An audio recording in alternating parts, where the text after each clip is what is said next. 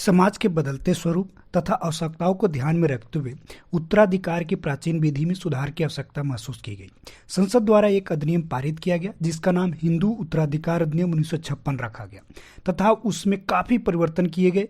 इस अधिनियम की मुख्य विशेषताएं निम्नलिखित है। इसको हम 19 भागों में समझेंगे। सबसे पहला है, नए अधिनियम में पूर्व प्रचलित अनेक विधि उपबंधों जैसे वर्ग या जाति पर आधारित नियमों को समाप्त कर दिया गया।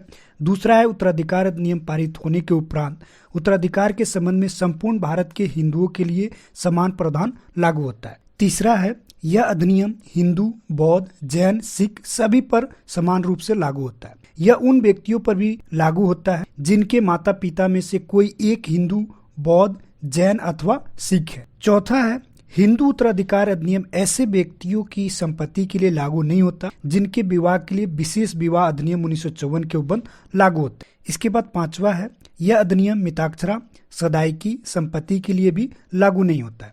यह सदायकी अनुसूची 1 में उल्लिखित किसी स्त्री नातेदार अथवा ऐसी स्त्री संबंधी के माध्यम से दावा करने वाले पुरुष संभवतः छोड़कर मरता है। छठा है, नए अधिनियम में उत्तराधिकार का क्रम प्रेम तथा स्नेह के आधार पर निश्चित किया गया तथा पूर्व प्रचलित विधि के अंतर्गत उल्लिखित रक्त संबंध या पिंडदान के आधार पर उत्तराधिकार निश्चित करने के लिए मिताक्षरा दायभाग शाखाओं के प्रचलित नियम को समाप्त कर दिया गया। सातवां है, इस अधिनियम में अधिमान्यता के अत्यंत सरल नियम अपनाए गए हैं तथा जहां अधिनियमता का निर्धारित नहीं की जा सकती वहां समस्त उत्तराधिकारी एक ही साथ संपत्ति ग्रहण करते। आठवां है, अधिनियम में हिंदू नारी की सीमित संपदा की विचारधारा को समाप्त कर दिया गया है।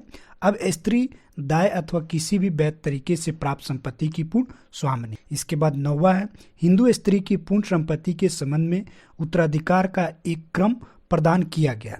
10वां, विभिन्न वैध तरीकों से प्राप्त स्त्री धन के संबंध में उत्तराधिकार संबंधी नियम समाप्त कर दिए गए। 11वां है, सहोदर भाई बहन अथवा सगे संबंधी सौतेले अथवा चचेरे संबंधियों को अपवर्जित करेंगे। 12वां है, इस अधिनियम में विधवा, अविवाहित स्त्री तथा पति द्वारा परित्यक्त अथवा पृथक हुई स्त्री को अपने पिता के घर में रहने का अधिकार प्रदान किया गया। 13वां है, यह अधिनियम स्त्री उत्तराधिकारी तथा पुरुष उत्तराधिकारी में कोई भेदभाव नहीं करता। 14वां है, इस अधिनियम में दायभाग तथा मिताक्षरा शाखाओं के द्वारा निर्मित उत्तराधिकार के क्रम को समाप्त कर दिया गया। 15वां, इस अधिनियम के अंतर्गत रोग, दोष तथा अंगहीनता किसी व्यक्ति को दाय प्राप्त करने से अपवर्जित नहीं करती। 16वां है, दाय अपवर्जन के आधारों को परिवर्तित कर दिया गया है। किसी व्यक्ति को हत्या करने वाला मृत व्यक्ति की संपत्ति को उत्तराधिकार प्राप्त करने से वंचित कर दिया गया। इस प्रकार विधवा स्त्री यदि उत्तराधिकार प्राप्त करने से पूर्व पुनः विवाह कर लेती है अथवा किसी उत्तराधिकारी ने धर्म परिवर्तन कर हिंदू धर्म का परित्याग कर दिया है तो दोनों ही परिस्थितियों में उसका उत्तराधिकार प्राप्त करने का अधिकार समाप्त हो जाता। इसके बाद 17वां कहता है, इस अधिनियम के अंतर्गत कोई भी हिंदू पुरुष साझेदारी की संपत्ति को अपने हक को वसीयत द्वारा हस्तांतरित कर सकता है। इसके बाद 18 है, इस अधिनियम के अंतर्गत गर्भस्थ शिशु को उत्तराधिकार का अधिकार प्रदान किया गया।